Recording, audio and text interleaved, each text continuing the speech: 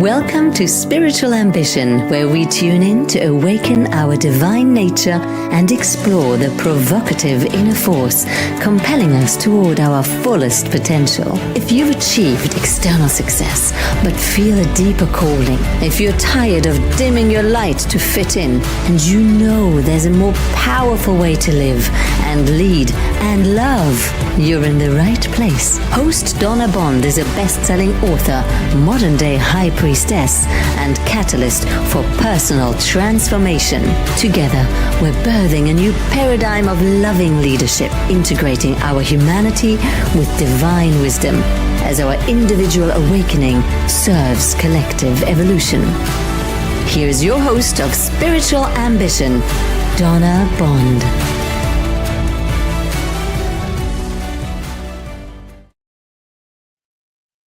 Hello, everyone. Welcome in, welcome back, welcome to Spiritual Ambition. Today, we are going to have an amazing conversation with Maria Brophy. Our show today is called Maria Brophy's Impossible Journey: Love, Miracles, and Sacred Contracts. What if the hardest thing that you've ever faced in your life was actually a sacred contract that your soul agreed to before you were born? Think about that. What if the suffering and the impossible choices, the moments where you believed you couldn't take one more step, what if all of that was part of the perfect learning journey through which your sacred soul plan unfolds for your highest potential and the highest potential of those around you? Maria Brophy walked herself through fire after fire after fire as she advocated for the life of her husband, Drew, for many, many months, which included 70 days where he fought for his life while he was on a ventilator. She faced impossible decisions. She had to surrender control, and she had to fight as she became a warrior through the most remarkable story. In the depth of that hell, she discovered something extraordinary, that this journey wasn't just happening to her or to Drew. It was happening through her, for her transformation, for Drew's healing, and for every single person who witnessed what love looks like when we believe in that above all else. This isn't just a story of survival. It's the illumination of the power of love. This is what happens when we approach our sacred soul plan with grace, when we surrender and fight at the same time. Today, we are going to talk to a remarkable woman about her seemingly impossible journey and the sacred contract that became a healing transmission of love for the collective. So as we begin every Spiritual Ambition episode, we're going to take a moment to close our eyes and turn our attention inward. Hello, everyone who's joining us. Jennifer, welcome. And Sharon, Carrie, Terry, thank you so much for being here today. We are on the Sacred Spiral Network. Today, we are going to interview Maria Brophy, and we're going to talk about her latest book, her third book, called COVID, A Love Story, which is about a remarkable, remarkable unfolding of love. Welcome in, Allison, Kellyanne, Melissa. Thank you so much for being here. Let's just do a little attunement, and in this moment, closing our eyes and just focusing our attention on our heart space, remembering the power of our heart space, the power of our heart coherence and the beautiful resonant frequency of transmission that emanates from our clear hearts. This doesn't just come from some of us, it comes from all of us. And as we place our focus, our attention, our loving on our heart space, we activate that essence, that loving, and we send that out and around the globe. Infinite universe, we call ourselves forward into your loving. We ask to be cleared, filled, surrounded, and protected with the clear white light of living love. We ask that any karma, negativity, imbalance, any distress, discomfort, dis-ease, any constriction, contraction, false notion, old ideas, limiting beliefs, any restriction of the heart, any energy or vibrational frequency that is vibrating at anything less than the frequency of divine loving that may be residing anywhere in our consciousness.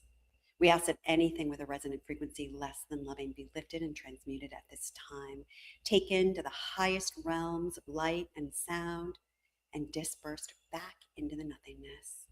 Into this space, we recognize grace, peace, light, love, understanding of the higher purpose, soul contracts, sacred contracts, divine knowing. We acknowledge and we welcome only those divine beings of light who love each one of us unconditionally, who work for the divine plan and who work for the light, keeping in mind each of our unique destinies. We welcome only you into our sacred space here today, and we ask for your support and assistance in bringing forward healing, revelation, and wisdom of the heart. We are grateful for the opportunity to come together, and for this and more, we say thank you. So be it. And just bringing our attention back to the room. Hello, everyone. Welcome in, Melissa, Labyrinthia, Jennifer. Every sacred contract is a love story, not just about loving another, but about discovering the infinite capacity for love that lives inside each one of us. My intention for today's show is to help you understand through this remarkable story of Maria and Drew Brophy that our suffering isn't random, that it's a sacred invitation to discover the infinite capacity for love within you. And as you discover this, sharing that discovery out into the world sends a ripple of healing out to everyone that it touches. Drew and Maria Brophy's remarkable voyage is actually an illustration of exactly what I'm talking about. And you can read all about it in her new book, COVID, A Love Story. Before we bring Maria on stage, we want to honor our sacred circle of light and how we send light and love around and out to whoever may need it in this time on the planet today.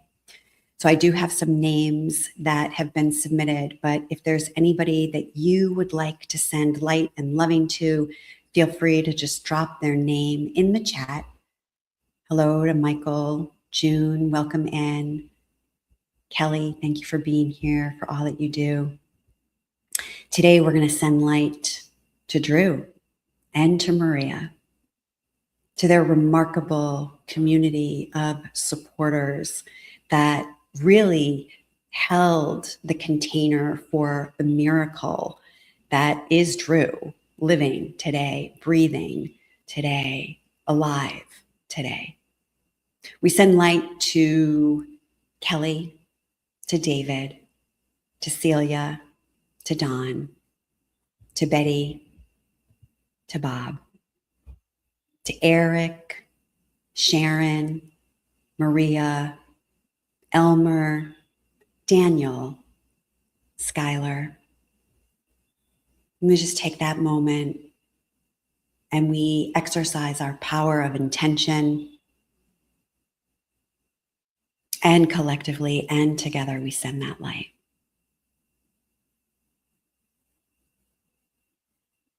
Thank you. Annette, Sam, and Mary, we send you the light as well. Patrick, if you have a light request that you would like to submit, you can go to spiritualambitionsacredlight.com and submit the name of your loved one into our sacred container.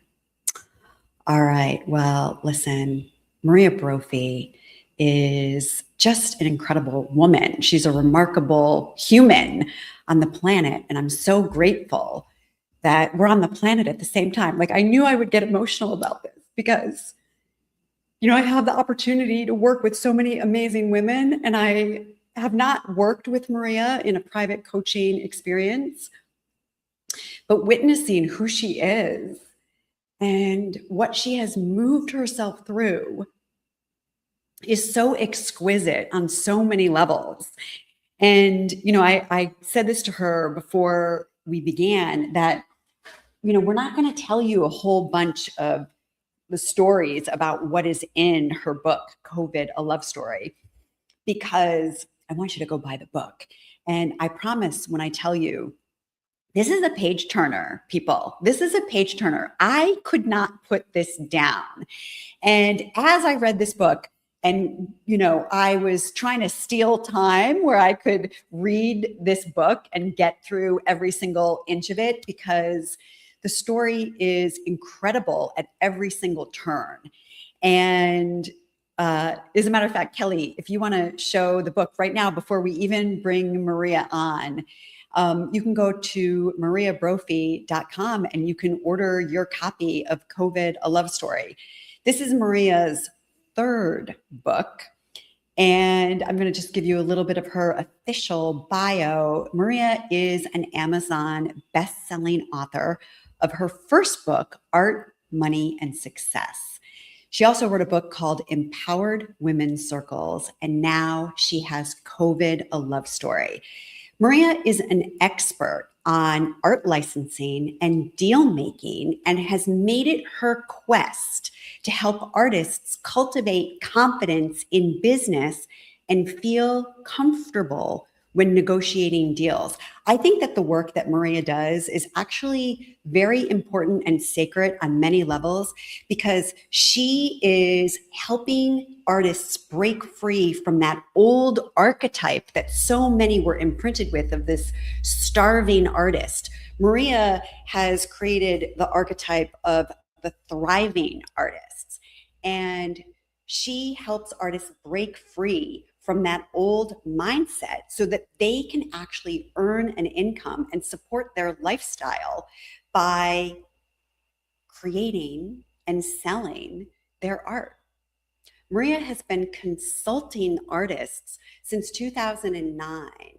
And during the last 2 decades, she has acted as the agent and the brand manager, successfully building up Drew Brophy's lifestyle brand, bringing him to the status of being the top licensed surf artist in history.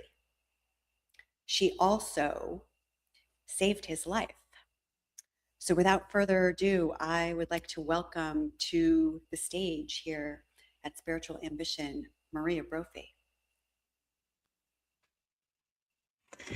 Hi, Donna. Hi. Thank you.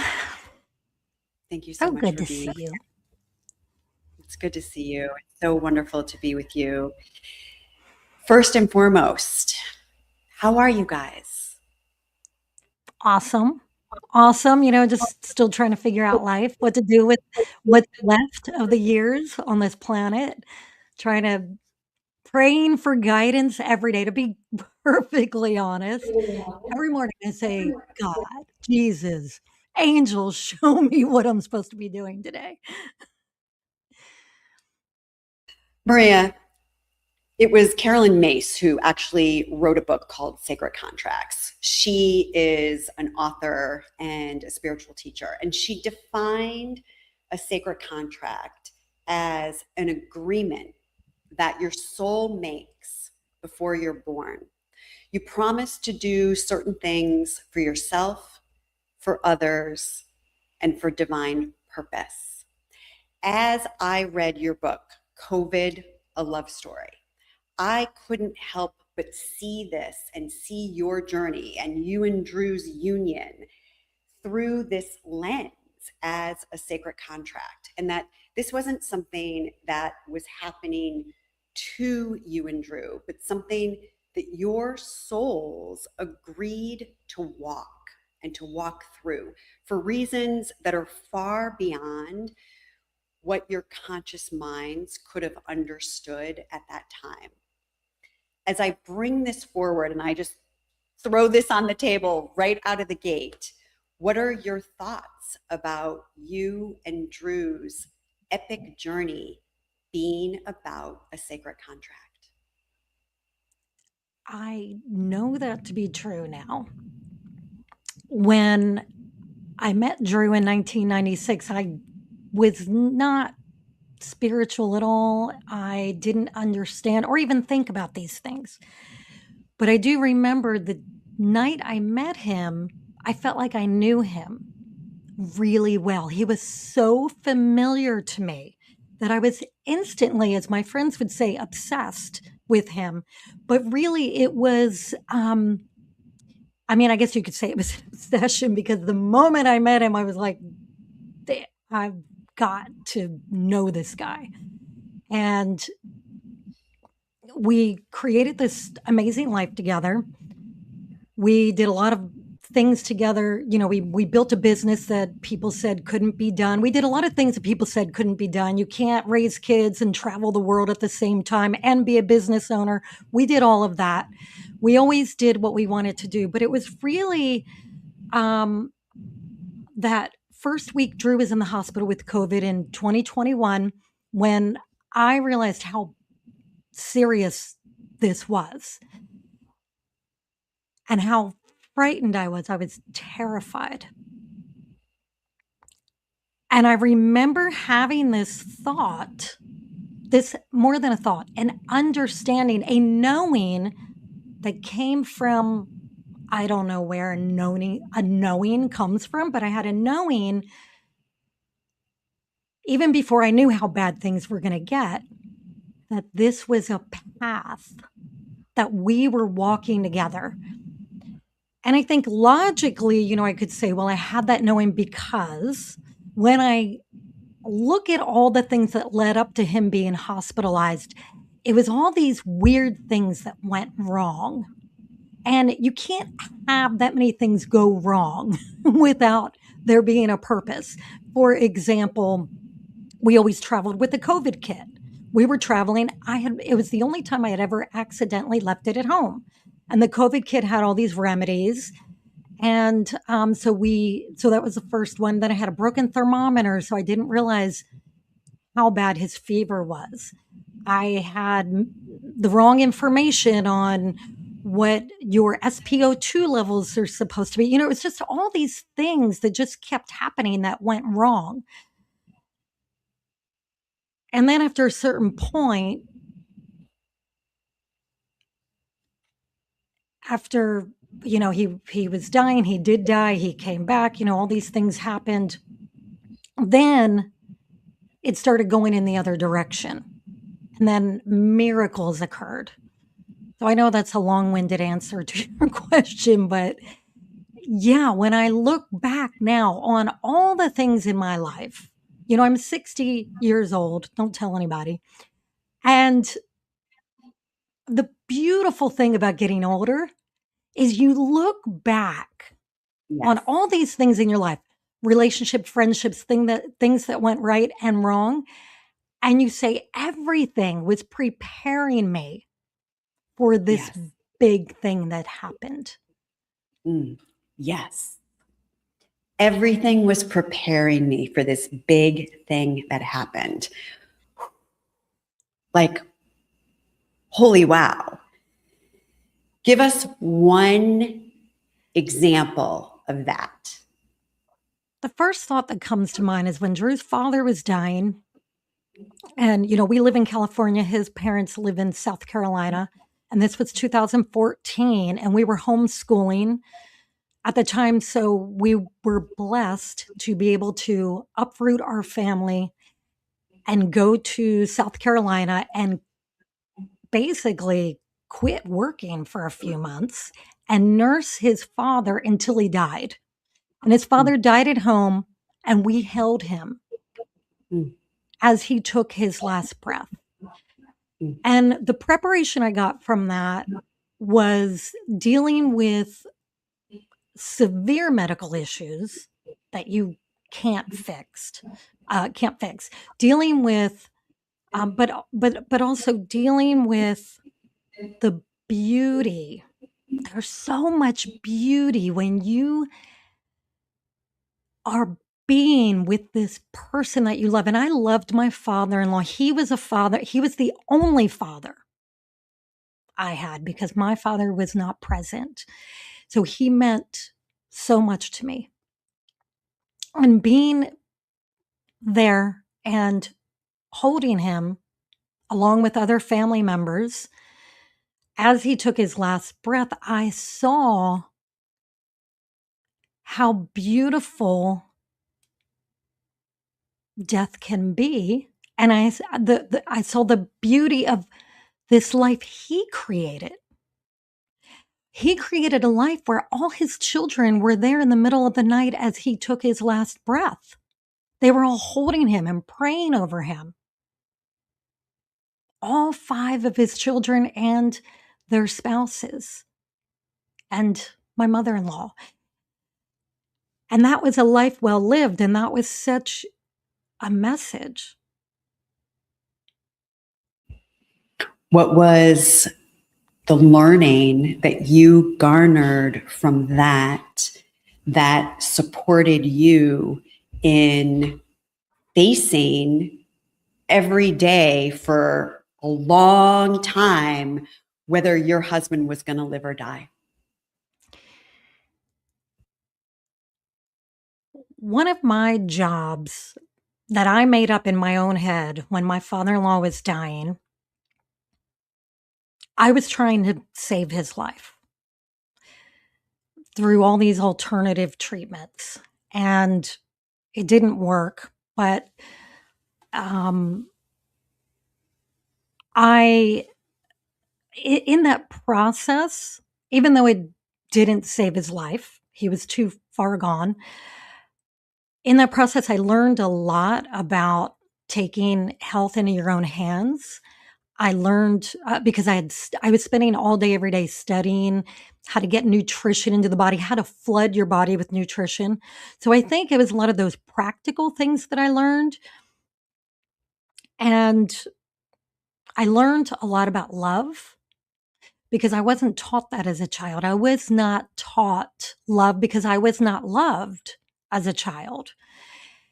And really, my husband, Drew, is the only person that I know in ever that's truly, truly, truly loved me. And he learned that from his father. So I learned that. I learned sacrifice.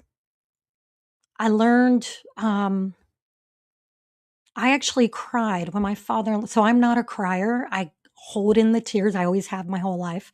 But when my father-in-law was dying, I cried a lot. I remember a moment when I walked into my mother-in-law's bedroom and my father-in-law, we called him Poppy. Poppy was sitting in bed. He could never get out of bed anymore because he was so sick.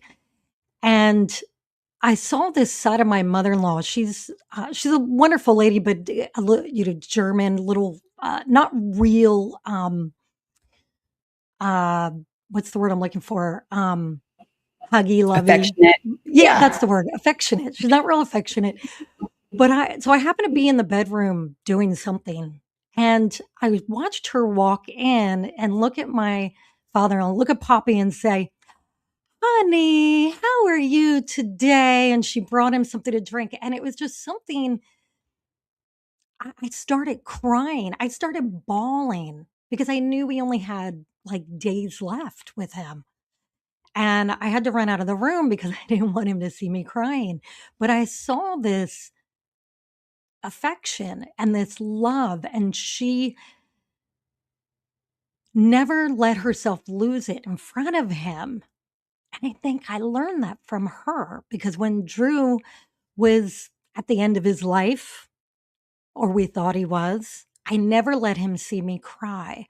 I never let him see me anything other than smile and be joyful. I have a lot of questions about that. I have a lot of questions about that. I give you a deep bow. I don't know that that is possible for a lot of people. And this really, I mean, you were a warrior in every definition of the word. I want to ask you, like, how did you do it? How did you keep your emotions in check to that degree? How did you show up smiling again and again when the outpicturing was potentially really devastatingly bleak? If you would have asked me this a couple years ago or even a year ago, I wouldn't know the exact answer, but I know it now because I've been putting the pieces to the puzzle together. And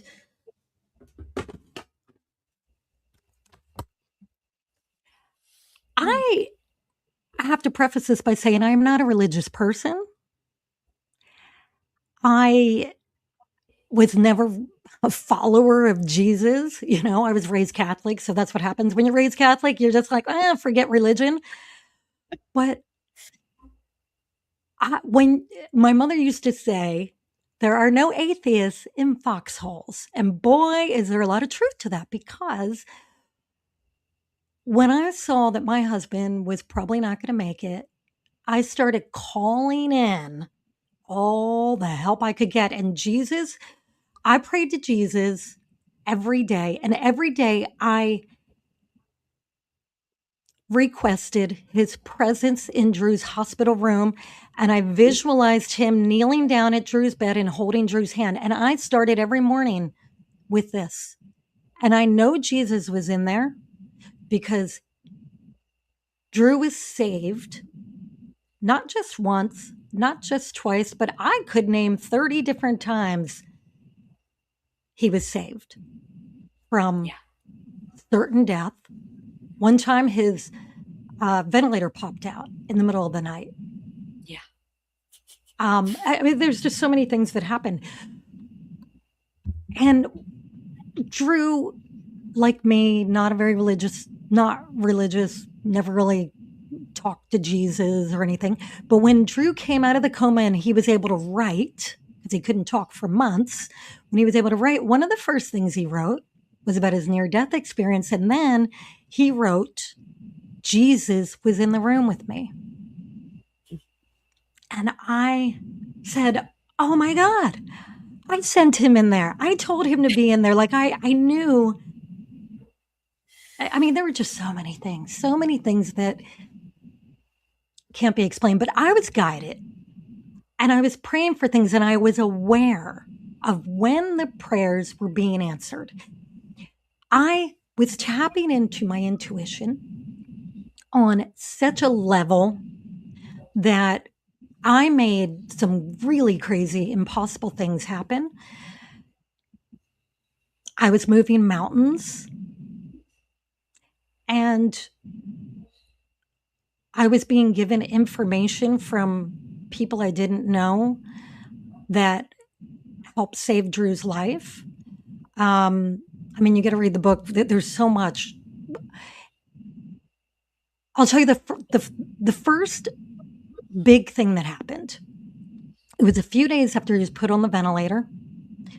The nurse came out after the ventilation procedure. I'm outside, standing in the bushes, staring in the window after saying goodbye to my husband on the phone. And the nurse came out and brought all his things, including his wedding ring. And I was devastated. Why? Why would she give me his wedding ring? And she whispered to my sister-in-law, start making plans, essentially saying, start making plans for his funeral. So a few days later, I'm driving down the road and I'm going through this mental checklist of the funeral, where it's going to be, who's going to speak at it, just all the to-do list in my mind of what to do when he dies. And I got a sudden jolt. Yeah, I feel A the voice in my head that said, if you want him to live, you have to plan for him to come home. I got the message. And I took the message a little further. I'm not just going to plan for him to come home. I'm going to get everybody else on board with this plan for him to come home. Everybody, all his friends on social media, all his fans, family, friends. And I saw that as my job. And I never again, not once, entertained the thought of a funeral. Beautiful. Beautiful. Maria, I got to peek at your gene keys this morning and see that your purpose is the gift of guidance. And you have this incredible intuition, this incredible knowingness that has always moved through you for as long as I've known you.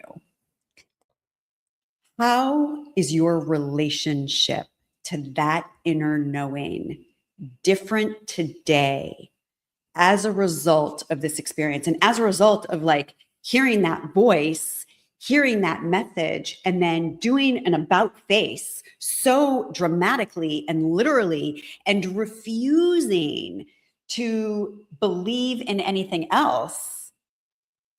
How is that relationship to your inner knowing different than it was before this happened?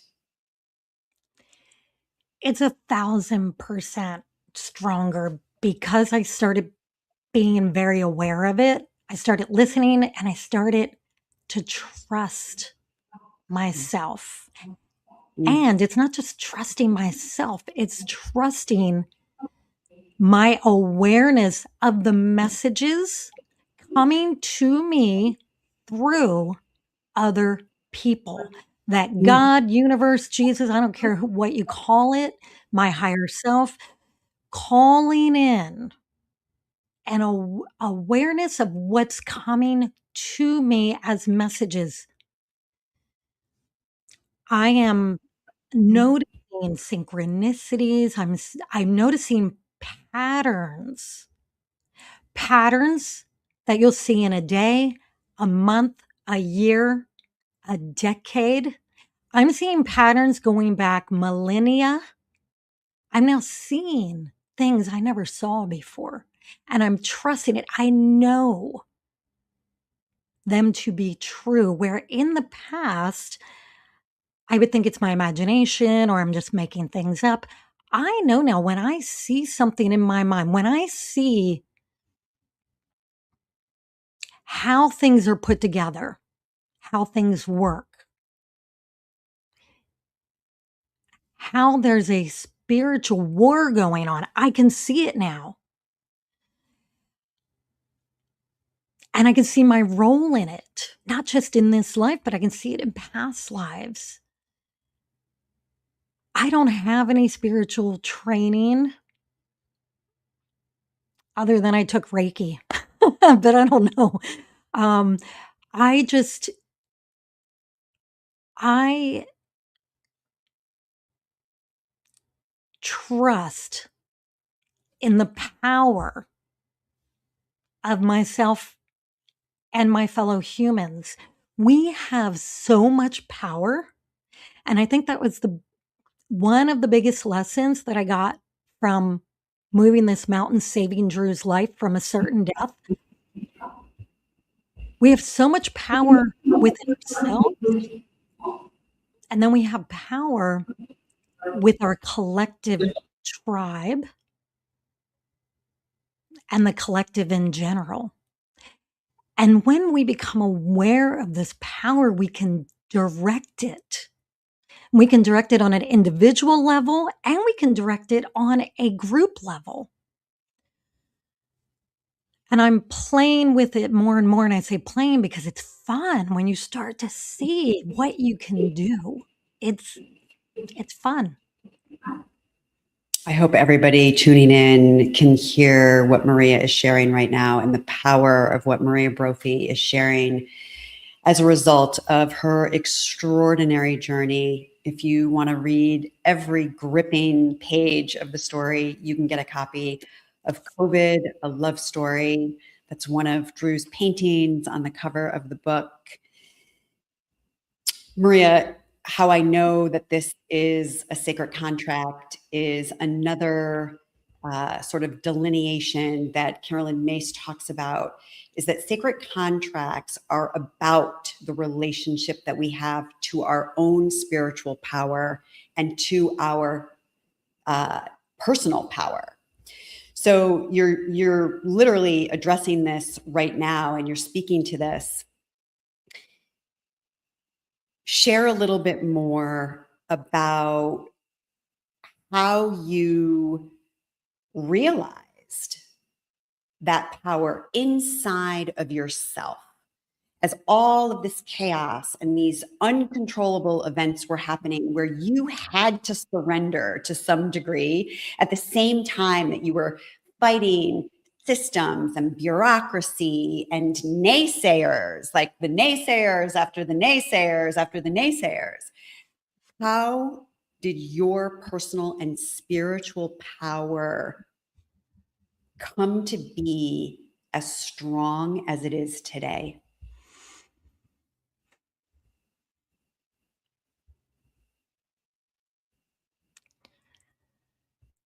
With practice, having that challenge of, there was a time during this whole thing where the doctors were pushing for a lung transplant for Drew. Once they realized they wanted me to let them pull the plug on life support. And I had already made this decision. I wasn't going to give up on him until after he took his last breath. And so I said no to pulling the plug. But I knew he could go at any moment. But I was not giving up. And I got to this paradox in my mind where I said, okay, God, I'm not letting this man go. I'm not letting him die. I'm going to fight to the death to save his life. But God, if you take him, I will surrender. I will respect that, and I will make the rest of my life as good as I possibly can. And that is such a paradox. So it came time for a lung transplant was his only chance, and I bought into it for a minute. We were fighting to get him accepted by a hospital who does lung transplants. He finally got accepted. And then when I got the word that he got accepted, I got really sick to my stomach, and I was like, this isn't right. Something's wrong. A lung transplant does not feel right. And I just knew that it was going to kill him. and he was already on the edge of death. And so I went in and I talked to his doctor and I said, I'm having second thoughts about this. And his doctor, and he's a star pulmonologist, like one of the best. And he got very upset with me because he knew that I could put a stop to it. And he got so upset, he started yelling at me and he said, he will die if we don't transfer him out of here for that lung transplant. He is going to die. And he kept yelling at me.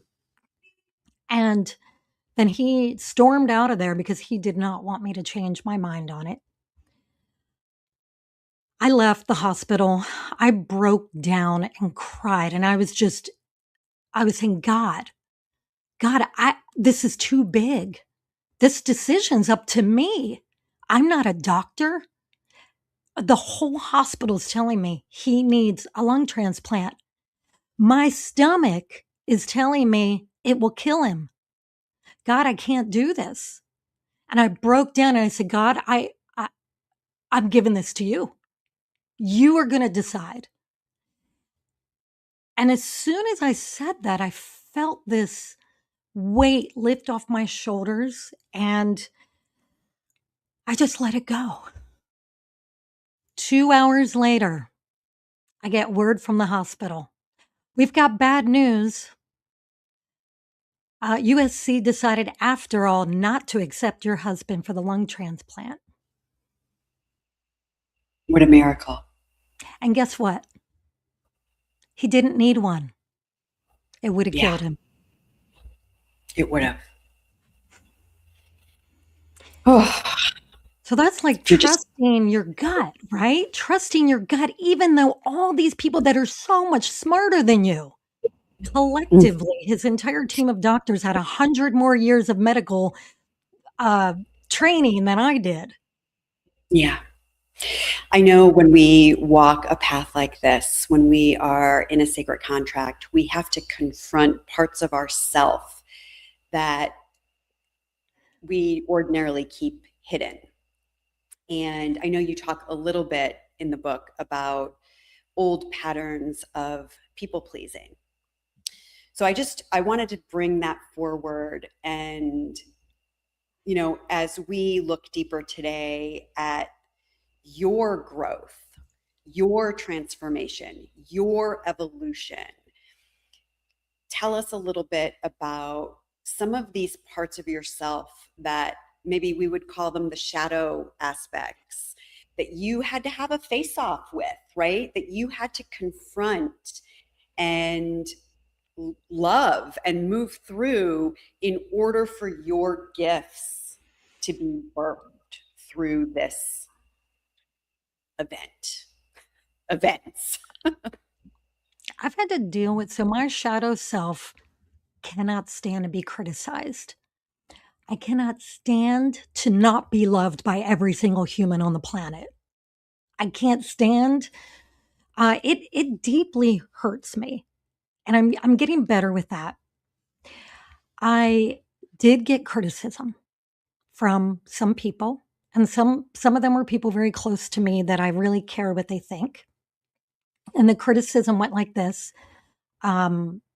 trust these experts. Why are you questioning things?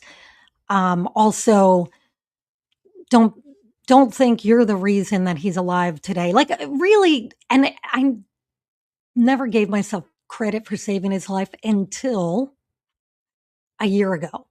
I started saying, after a psychedelic journey, and the medicine showed me my wings, my goddess warrior wings, and told me it was time for me to put my big girl pants on and see who I really am.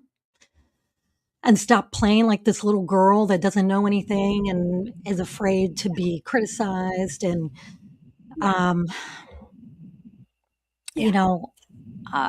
I've had to face a few of my shadows. In the last few years, I lost a couple friendships over stupid things, and it hurt me deeply. And I realized I had to really look at myself, because when you have something happen one time, you can blame that person, right? But when you have it happen with 3 different people, you have to look at yourself and go, "Okay, I'm the common denominator here," right? And I realized my biggest flaw that I'm still, have not figured out, I'm just now working on it, is being able to accept that I can have a relationship with someone and they can still maybe not like something I say or do, and that I have to learn how to talk things out with people without getting triggered. That little girl of, that little Maria, that whose parents didn't love her, and if she saw, I noticed that if I'm talking to someone, this just happened the other day. I can't think of where I was. Where was I? At the gym or something. I was talking to some guy, I don't even know him, some man, and his expression on his face was, there was no expression. I automatically read it as disapproval of what I was saying and disapproval of me. And I mean, I was saying something friendly like, "Hey, nice weather we're having. It's like summer." I don't know. I was just saying something like that. But now I'm noticing, like, oh, when someone gives me a frown, I take it personally, like I did something wrong. And that's my shadow, right? And so I would respond not in a healthy way. And so I'm really working on that. And I think um all the growth that I've been experiencing these last 5 years is leading me to that. And I wasn't paying attention to that in the past, because I thought, I don't know, logically, I think that's not a shadow. Nobody likes to be criticized. Like, it's human to not want to be criticized, but it's deeper than that. It's a feeling of unworthiness. I know that's probably not, you probably didn't expect me to go there, did you? But I honor you. I honor your level of awareness around this. And I think that it's so beautiful, your recognition of your own opportunities, right? To continue evolving yourself and moving through things, and really recognizing that if someone, has a different view to offer, that doesn't necessarily mean something personal about you. And you were given, I mean, I could probably go through and mark them in the book, the number of people that you were in contrast with over the course of this unfolding, right? Like, again and again and again. Yeah. Yeah. So I just really, again, I want to acknowledge you for turning up the inner inquiry. And, even before you and I jumped on our live call today, you were sharing with me that there's still healing to be done.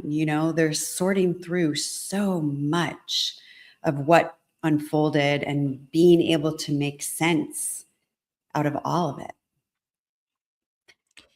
and telling the I, truth, telling the mm, truth. So I realize that I don't always tell the truth. Not that I'm telling untruth, it's that I keep the truth to myself for mm, fear of criticism.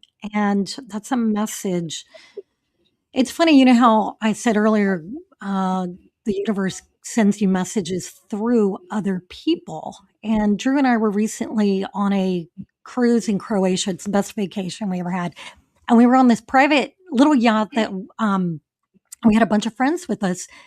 And one was a friend that I really, Drew grew up with, but we haven't spent time with him in, 10, 15 years, right? Actually, yeah, about 15 years. So, but it was really interesting. On the last morning of the cruise, he said, "I got to tell you, I had this crazy dream last night." about you and Drew. And I said, really? What was it? And he said, I was told to give you this message. And I'm like, what? What message? He goes, tell the truth, tell the truth, tell the truth. And it just sent chills down my spine because I I'm getting the realized chills that right now. a lot of the story behind the memoir that I wrote, there's a lot of things in there that, and there's a lot of things that didn't make it in the book, that can help people if I tell the truth about it without fear of being criticized. Yes. Yeah. I want to talk about suffering on that note, which is also an uncomfortable truth, But you wrote something on pages 428 and 429 that I want to excerpt here a little bit, and I want to invite you to share about it. You were sitting under a plum tree in your backyard, and you were contemplating, maybe because Drew was always the strong one, he was the last person that you would expect to see fighting for his life. His illness forced people to look at their own vulnerability, and seeing him fight so hard to live inspired people. His miracle gave everybody hope. And then you wrote, I began to understand there was a divine purpose to the suffering that Drew and I were experiencing. It wasn't just about us, it was about transformation, his, mine, and everyone's. And then you go on to write, our suffering was the only way to deliver the gift of more profound wisdom, an understanding of just how powerful our intentions truly are. Every prayer, every hopeful thought sent energy to the collective web, and that is what helped create this miracle. We avoid suffering at every turn.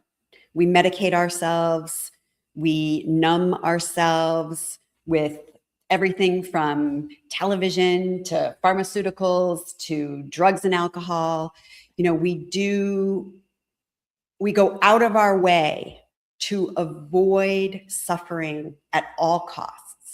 And you walked through something where the suffering was unavoidable. The suffering that your husband went through was unavoidable. Share with us, Maria, the beauty and the benefits of that suffering.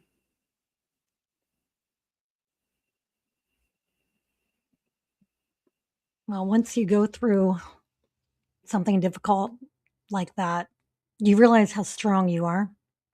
You are given an experience where you test your mettle, you test your ability to get through things. I think for me,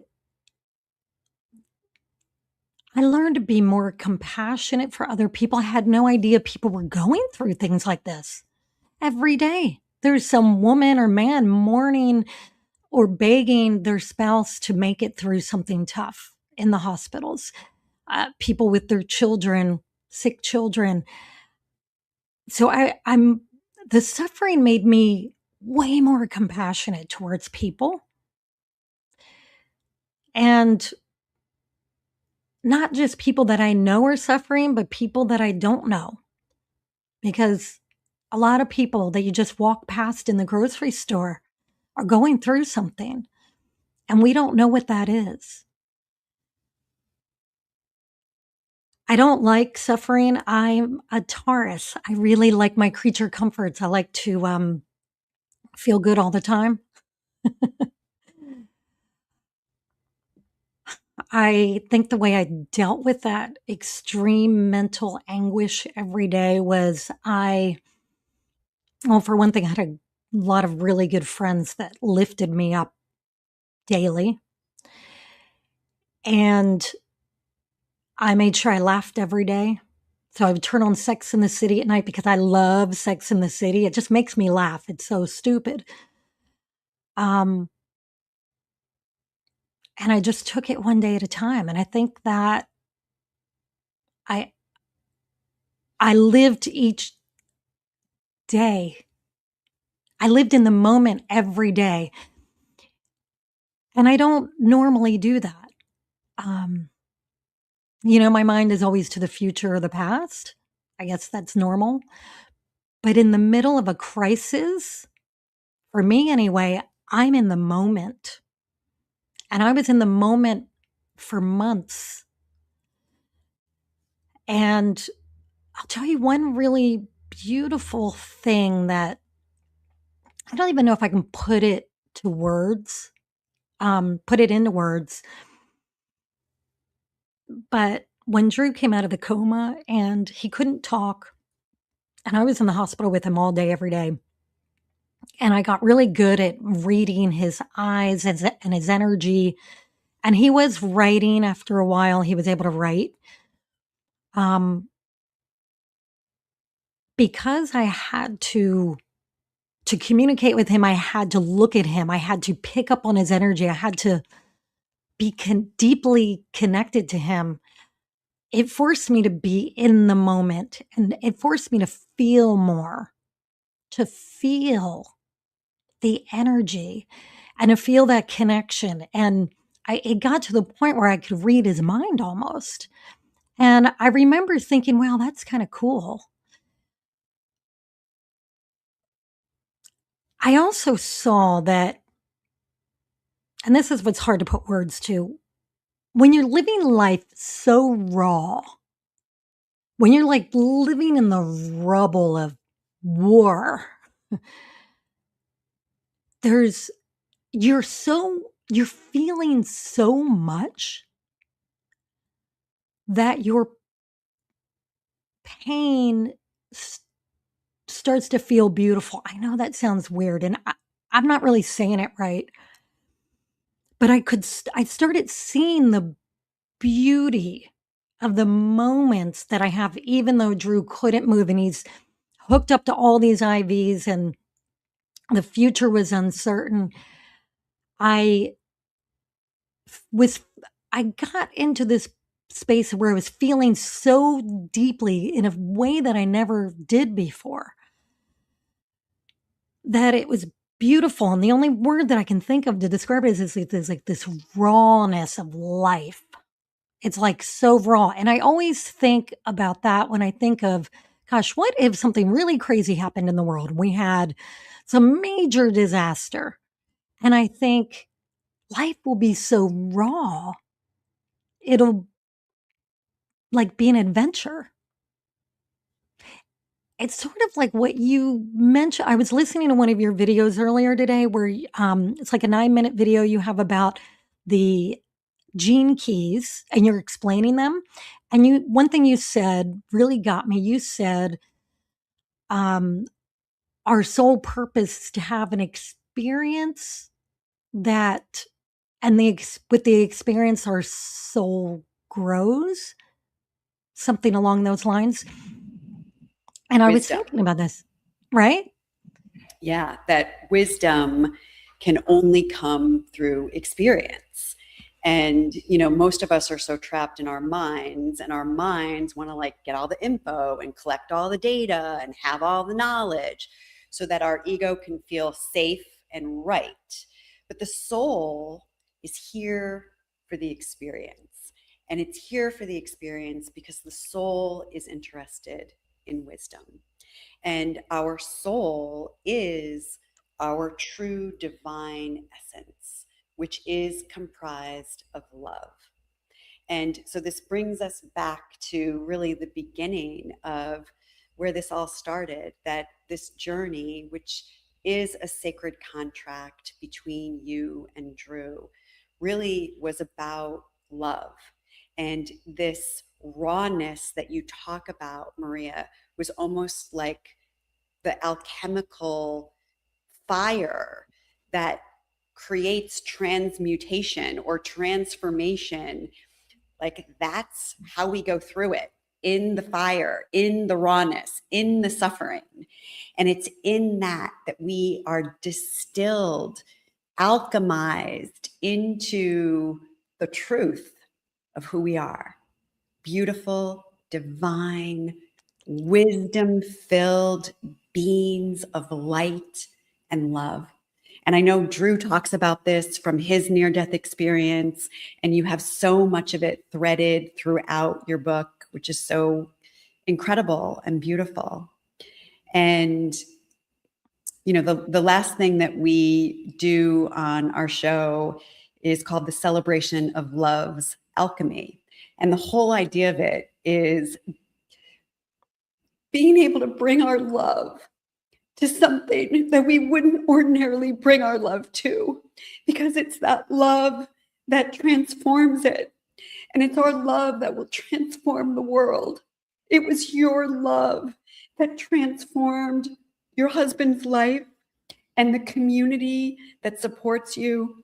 Maria, I'm glad that you like figured it out a year ago, because if you haven't read the book, it's pretty clear. It's pretty clear. And Donna, I want to tell your listeners here that you came up to me at some point when Drew was in the hospital and you told me, you're going to write a book about this. And I said, oh, no, I'm not. I don't know. I don't remember what I said. Very clear to me. It was very clear to me. And I also want to share this little fun fact, if I may, that, and I put this behind me so I could remember. I wanted my book to sound like I'm talking to a friend. And I know I nailed it, because I had many people who read my book say, oh, yeah, it was like I was listening to a friend. Well, I needed a picture of a friend on the wall next to my typewriter. And who did I print a picture out of? Miss Wow. Donna Bond. I think I grabbed this off of your Facebook. And then I wrote a little word bubble that says, tell me the story. And I looked at this picture every day that I sat down to write. And I'd say, all right, Donna, here's today's story. So isn't that funny? You were with me, and I didn't tell you this until what, a year ago? Or I don't know. I told you very recently about this. You didn't even know you were hanging on my wall. Maria, you are such an inspiration to so many people. And I want to thank you for taking the time to document this journey, because I know the process of writing a book, and I know the process of documenting how you documented the pure chaos and how you unfolded it in a very, you know, in the now kind of a way, was a real gift. Your love between you and Drew is extraordinary. Happy Valentine's Day. I know when we set the date to have this conversation, I was so happy that it was coming up around the corner for Valentine's Day, and as a celebration to the love that you both share between you and the sacred contract that you share between you. If you could give our listeners one little last message of wisdom for anyone who is walking through their own fire right now, what do you want them to know? Say to yourself every single day exactly how you want the outcome to be. And you say it over and over and over again. And hey, while you're at it, say it all day long to yourself. You have so much power, and a lot of that power is in the words that you say to yourself. It works. It's powerful. It works and it's powerful. I just want to acknowledge everyone. I can't believe how quickly this went by. You know, we have all these comments in the chat. Thank you so much, everyone, with all of your love that you've been giving Maria throughout this entire interview. And we're going to go ahead and close our space. If you want to get Maria's book, just go to mariabrophy.com and find your way to COVID, a love story. You don't want to miss this. I promise you, I couldn't put it down. It's really incredible. Leave her amazing reviews on Amazon and help share this really inspirational story that is unmatched. We're going to close our space.